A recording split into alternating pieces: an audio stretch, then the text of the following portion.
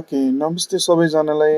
NEPSE daily टक्समा स्वागत छ र आज हामी टेक्निकल एनालाइसिस नोबेल ब्याङ्कमा हामी गर्नेवाला छौँ। र तपाईँले एकचोटि नोबेल ब्याङ्क हेर्नुभयो भने चाहिँ यता लामो डाउन ट्रेन्ड तपाईँको यहाँबाट 1091बाट खस्दै खस्दै खस्दै 2021बाट झन्डै लगभग 5 वर्ष डाउन ट्रेन्ड गयो। र यताबाट चाहिँ तपाईँको mid 12 2024देखि चाहिँ स्लाइटली यो चाहिँ अलिकति बााउन्स भएको जस्तो देखिन्छ होइन। अनि फेरि तपाईँको यहाँबाट चाहिँ डिस्ट्रिब्युसन स्टार्ट भएर चाहिँ तपाईँको लगभग 2025सम्म चाहिँ करेक्सन इन भएर चाहिँ साइडवेज देखिन्छ होइन। यहाँ तपाईँको हो त्यहाँबाट चाहिँ लगभग 2025 Jan 10देखि चाहिँ लगभग यो एरियामा चाहिँ साइडवेज देखिन्छ होइन।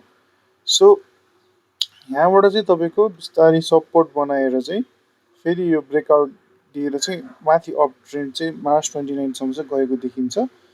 र यो चाहिँ तपाईँको बिस्तारै यहाँ यताबाट 29 वर्ष भएर चाहिँ तपाईँको रिसेन्टली June 28सम्म चाहिँ तपाईँको यसले चाहिँ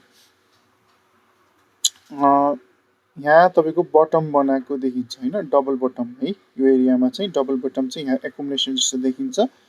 र रिसेन्टको चाहिँ तपाईँको यहाँ चाहिँ तपाईँले यदि राम्रो के प्याटर्न छ भने चाहिँ तपाईँको यता यो एरियादेखि जुलाई 20देखि चाहिँ तपाईँको म्याक्सिमम बोलिजर ब्यान्ड चाहिँ लोवर ब्यान्ड, यो चाहिँ बोलिजर ब्यान्डको लोवर ब्यान्डमा चाहिँ धेरै खेलिरहेको जस्तो देखिन्छ। तर तपाईँको रिसेन्टको यो 2-3 महिना 3-4 महिनामा तपाईँले हेर्नु सक्नुहुन्छ कि मिडल ब्यान्ड र तपाईँको हायर ब्यान्डको वरिपरि खेलिरहेको छ। यो भनेको चाहिँ बुलिस ट्रेन्ड जनाउँछ है, बुझ्नुभयो नि। यो चाहिँ बुलिस ट्रेन्ड र एकुमुलेसन जनाउँछ।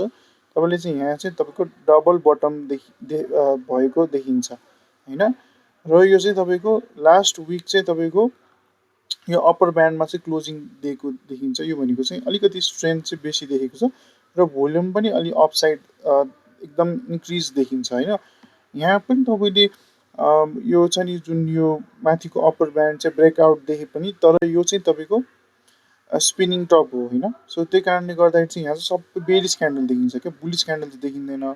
तर यो पनि विक त छ, तर म्याक्सिमम यसको बडी चाहिँ तपाईँको अलिकति राम्रो देखिन्छ कम्पेयर टु यो साइडबाट होइन। र यहाँ चाहिँ तपाईँको बुलिस माराबुजो थियो, क्लियर तपाईँको बिग थियो।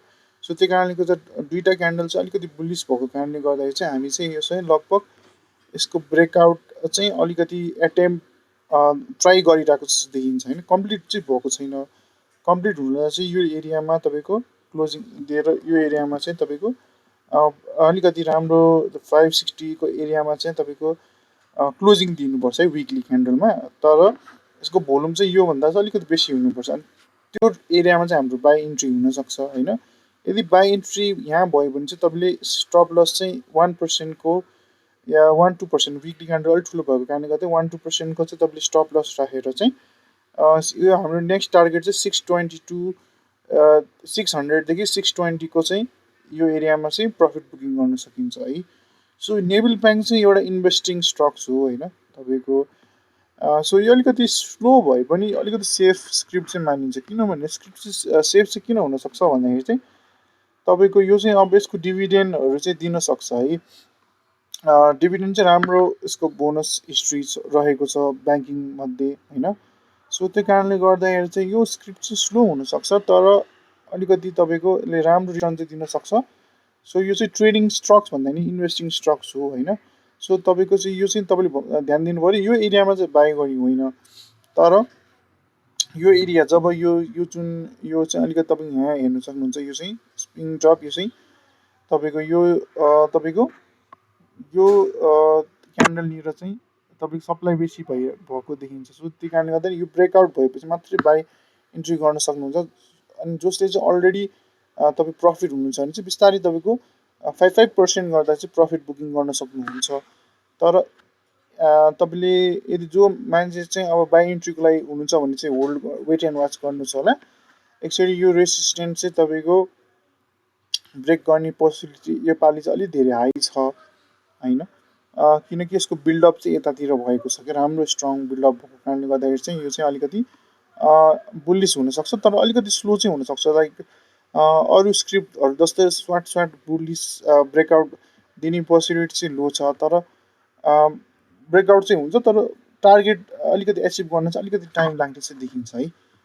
किनभने तपाईँको यो चाहिँ अलिकति सप्लाई धेरै भएको स्क्रिप्ट हो, त्यही कारणले गर्दाखेरि चाहिँ। तर ओभरअल चाहिँ तपाईँको यो चाहिँ अप ट्रेन्डलाई चाहिँ एटेम्प गरिरहेको चाहिँ देखिन्छ है। सो